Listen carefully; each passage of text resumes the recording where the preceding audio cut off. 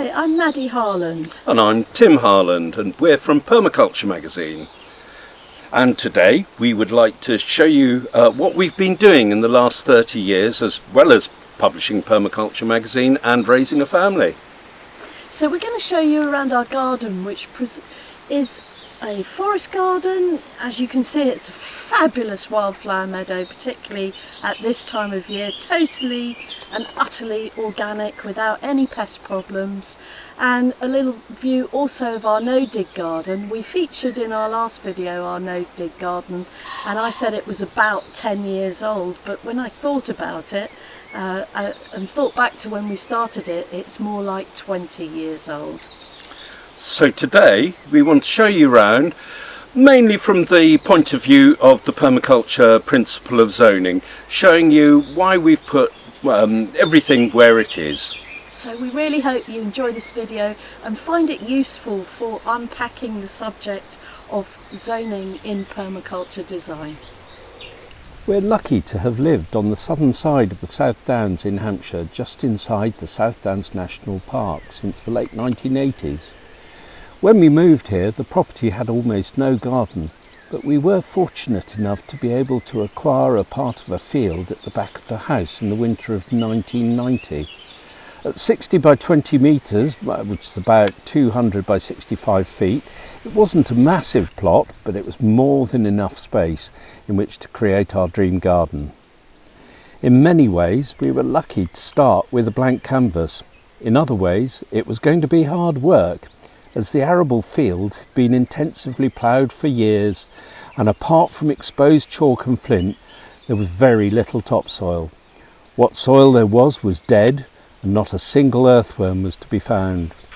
Underneath the minimal topsoil was solid chalk. Initially, our idea was to create a conservation wildlife garden, but then we discovered permaculture and thought, why not design a conservation wildlife garden that produces a lot of food with minimal work?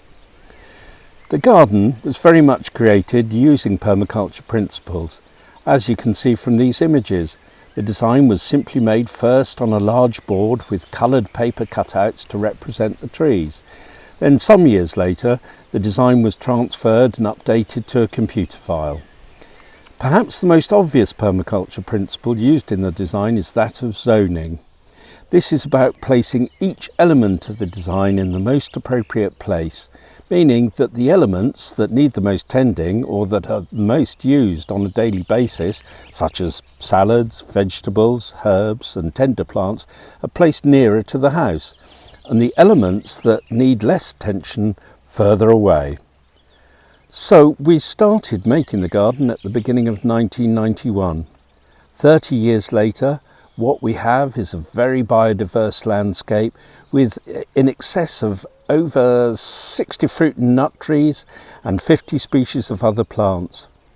It just goes to show how quickly nature can regenerate if you let it and if you give it a little bit of a helping hand.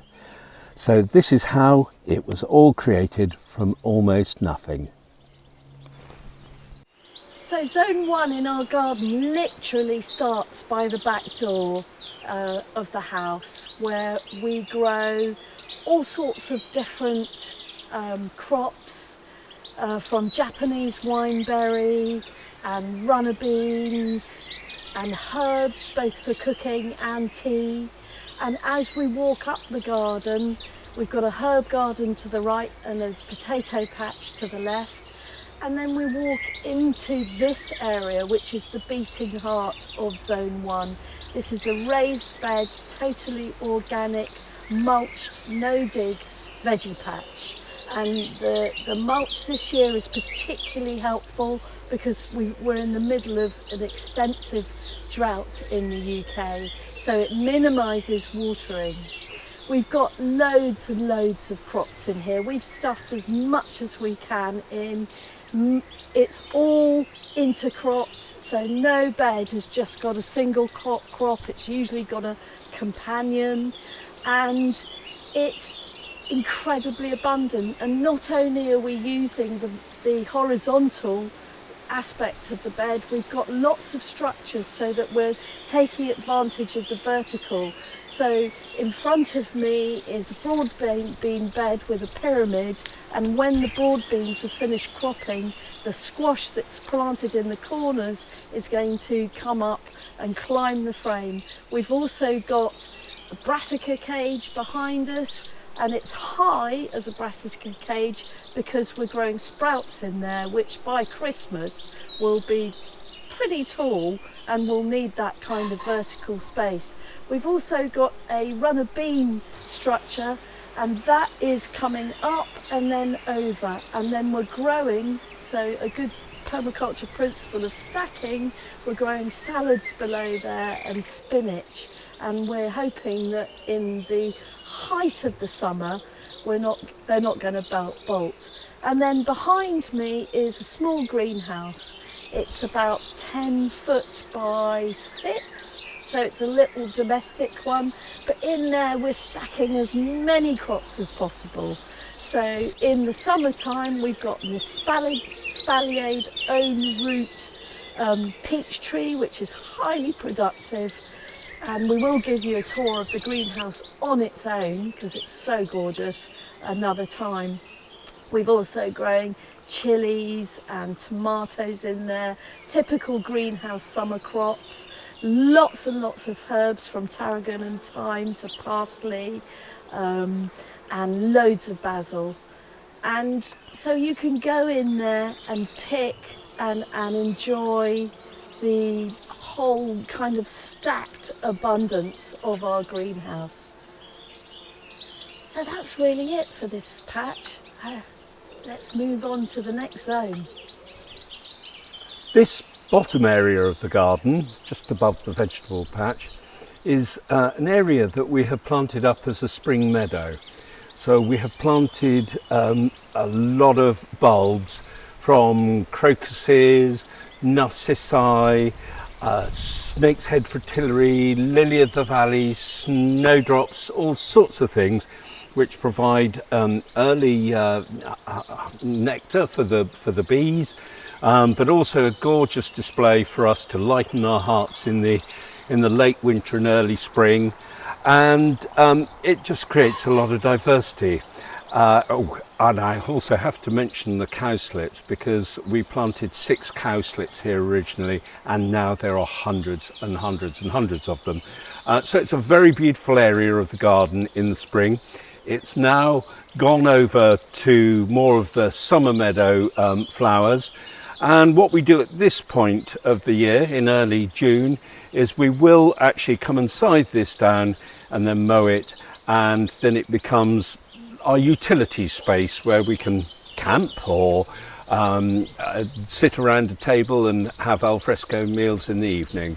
So a beautiful little space, highly functional on several different levels. This is our summer meadow. This is the heartbeat of the biodiversity of this garden. It is very diverse. We have all manner of wildflowers here, which support all kinds of different insects. At the moment we have the first real flush of wildflowers, which is the oxeye daisies that you see so obviously. But underneath there is marjoram, which is about to come into flower in profusion. There is black medic, there is yellow rattle, which is parasitic on grass, which helps keep the grass wildflower balance. There is self-heal, all kinds of things. We even have here, for the very first time this year, an orchid, which we're looking forward to coming into flower soon. And then this will succeed over time into the mauves of cranesbill and scabious, and also knapweeds and all manner of other things.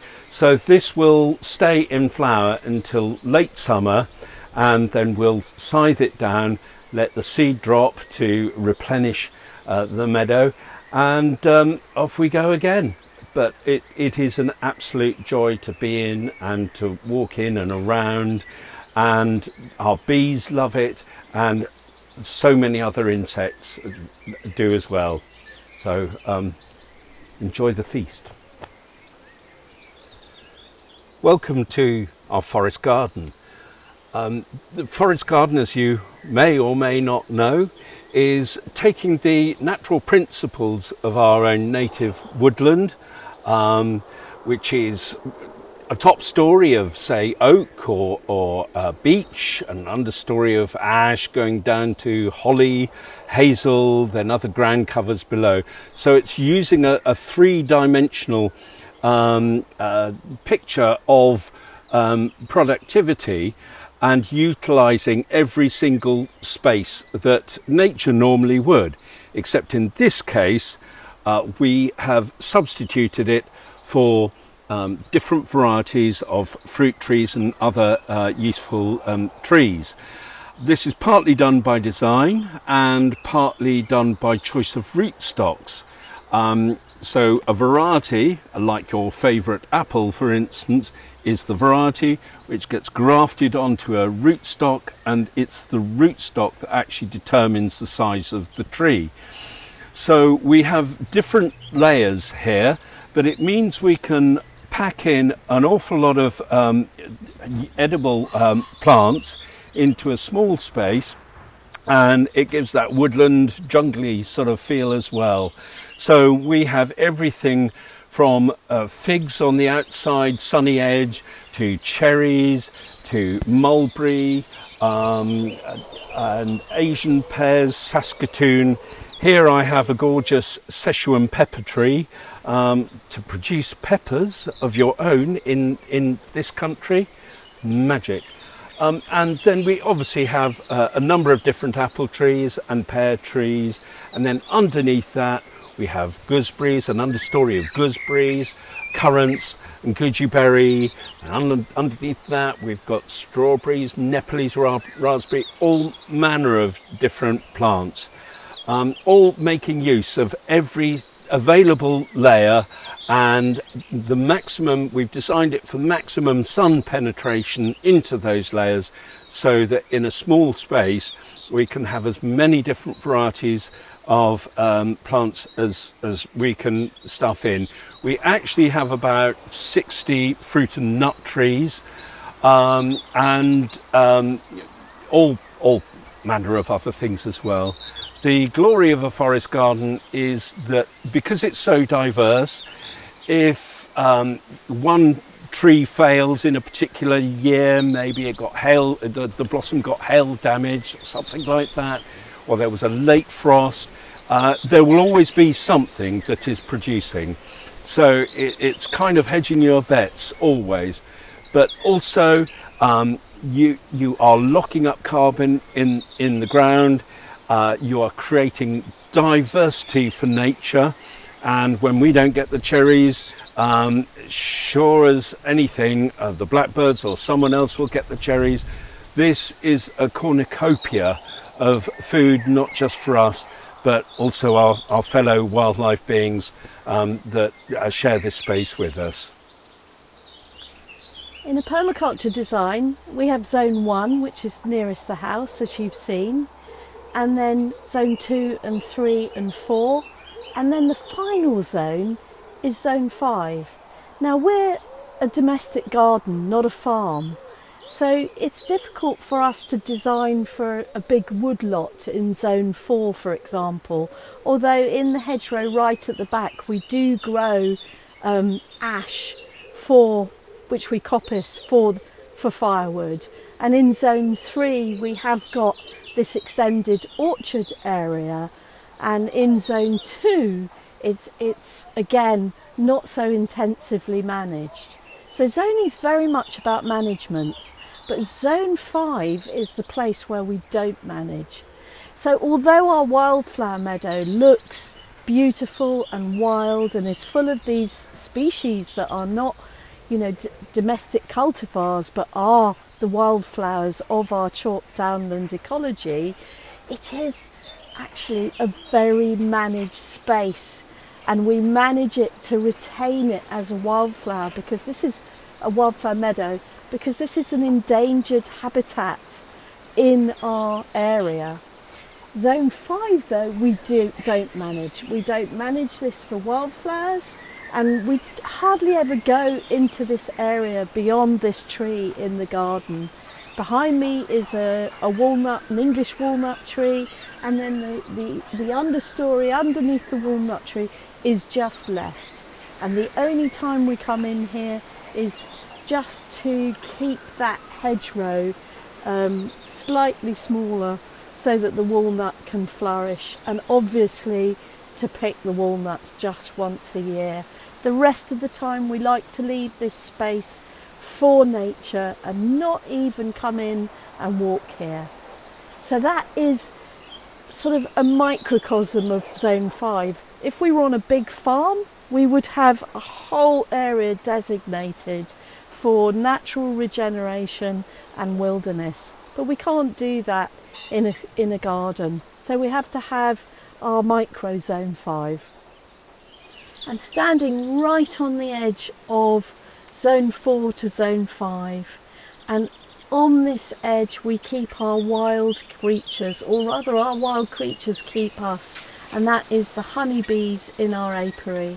We have 4 national hives and 1 top bar hive, and our bees forage from early February on our wild plum tree, Abulis, through to late in the year.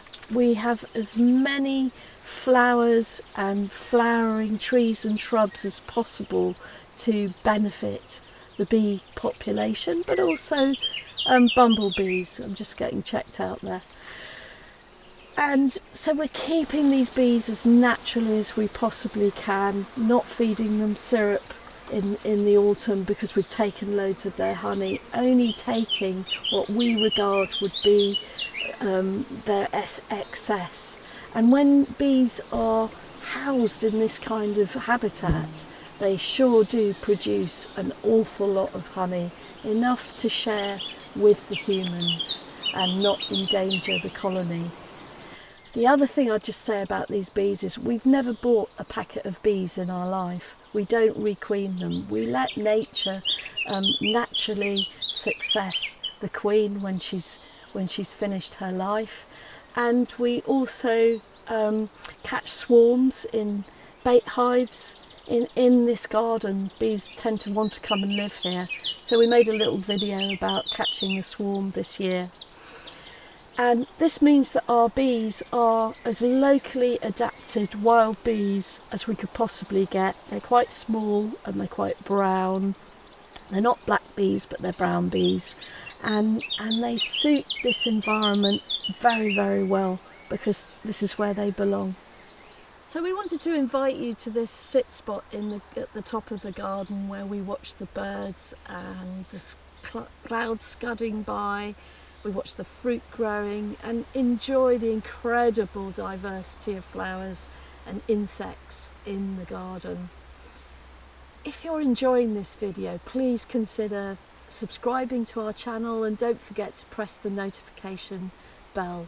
It really helps us when we get more subscribers. It helps us to take more time out of our publishing so that we can make more videos which will hopefully be helpful to you and very instructional. So come along and join us again in a month or two's time, and we'll show you how it's looking then. Thank you for watching.